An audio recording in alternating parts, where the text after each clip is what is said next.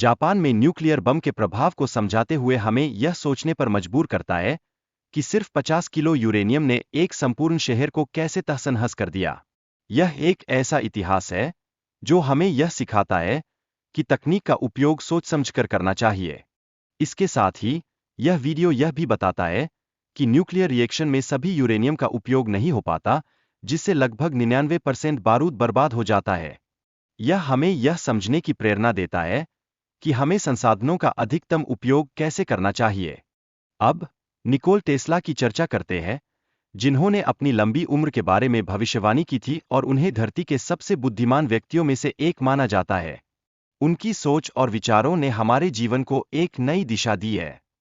Tesla ने बिजली के उपयोग से इंसान के जीवन काल को बढ़ाने के कई विचार प्रस्तुत किए थे। हालांकि ये विचार वास्तविकता में सफल नहीं हो सके, लेकिन उनकी कल्पना हमें यह सिखाती है कि कभी भी हिम्मत नहीं हारनी चाहिए। वर्म होल की अवधारणा एक अत्याधुनिक वैज्ञानिक सिद्धांत है, जिससे दूर की यात्रा को संभव और आसान बनाया जा सकता है। यह सिद्धांत न केवल विज्ञान में एक महत्वपूर्ण पहलू है, बल्कि यह हमें अपनी सीमाओं को पार करने की प्रेरणा भी देता है। आइंस्टाइन ने स्पेस के मुड़ने के सिद्धांत पर काम किया, जिसका उपयोग वर्महोल को समझाने में किया जाता है।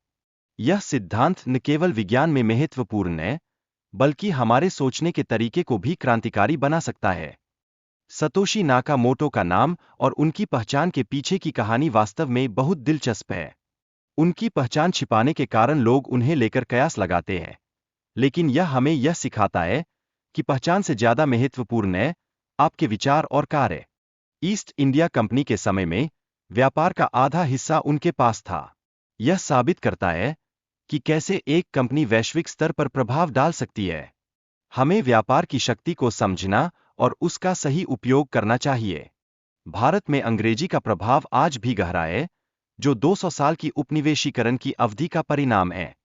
यह न केवल हिंदी बल्कि अन्य भाषाओं की स्थिति को भी प्रभावित करता है, जिससे हमारी सांस्कृतिक पहचान को बचाए रखना आवश्यक है। सोने को गॉड्स करेंसी कहा जाता है, क्योंकि इसकी वैल्यू पिछले 5000 सालों से स्थिर है।